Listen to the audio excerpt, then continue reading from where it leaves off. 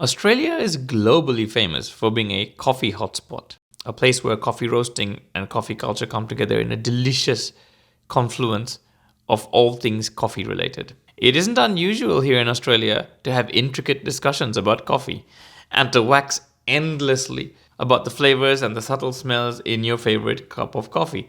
It isn't unusual here to spend minutes discussing the flavor profile of your coffee with your barista.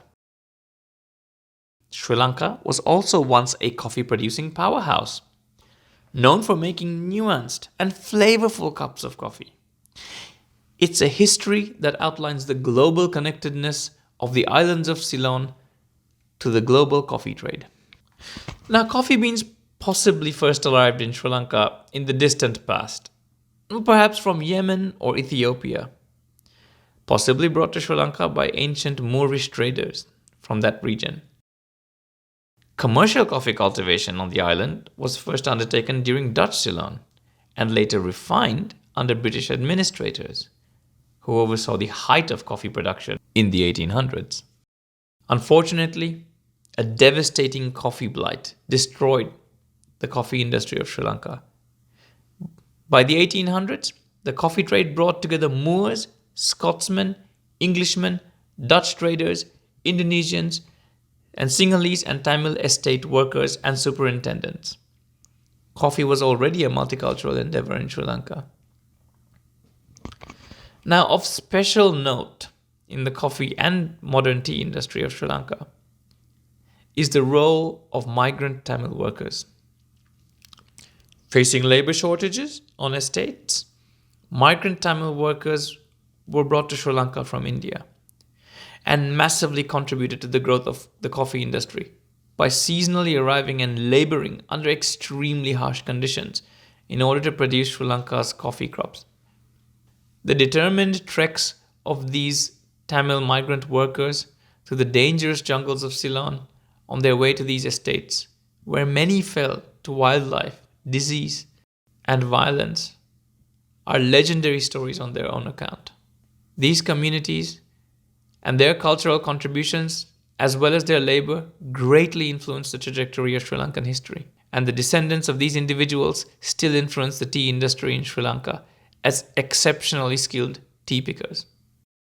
Coffee production peaked in the 1960s, with Sri Lanka supplying a third of all coffee imports to Europe, making Ceylon coffee world famous.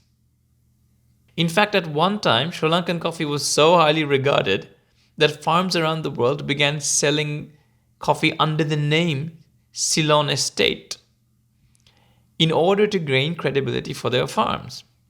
For instance, some farms in the Americas named their coffee Finca Ceylon or Ceylon Estate in an attempt to gain credibility for their crop. Some plantations in Central America still retain this name, which harks back to a time when Ceylonese coffee was world famous. Lingering impacts of this potent past of coffee growing still remain in Sri Lanka. For instance, iced coffee, popularized during Dutch Ceylon, continues to be regarded as a common snack item in Sri Lanka.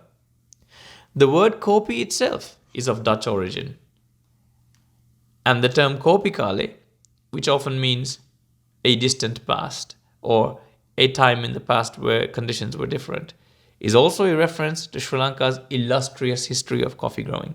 Throughout my time traveling through Sri Lanka, I've often found that it's not uncommon to find coffee trees growing wild in backyards and in forests. Some of these trees are likely descendants of the original trees that survived the coffee rust of the 1800s, making these trees truly ancient, micro-lot specialty coffees.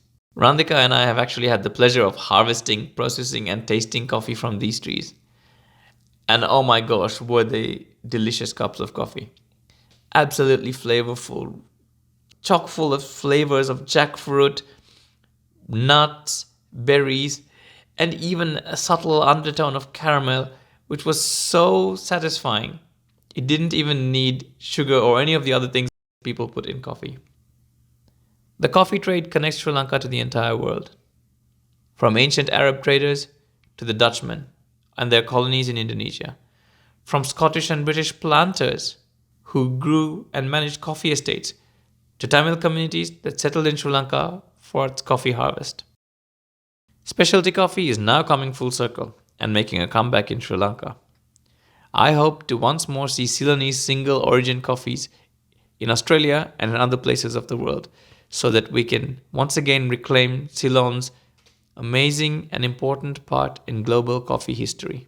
Thank you very much for watching this video. If you like videos on Sri Lankan history, culture, issues of mental health and society, please consider subscribing to Mathaya Project on YouTube or following us at Mathaya Project on Facebook.